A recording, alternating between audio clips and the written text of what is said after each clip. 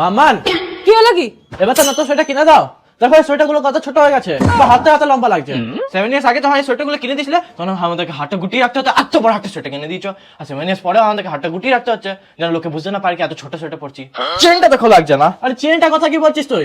স্কুলের ড্রেসটা তো দেখ, স্ট্যান্ডার্ড 5 এ কিনেছিলে, এখন এই ফুল প্যান্ট এবার হাফ প্যান্ট লাগছে। এ শুন, প্রথমত তো ওই জামা কাপড়গুলো কখনো ছোট হয় না, বুঝলি তো? মানুষ লম্বা হয়।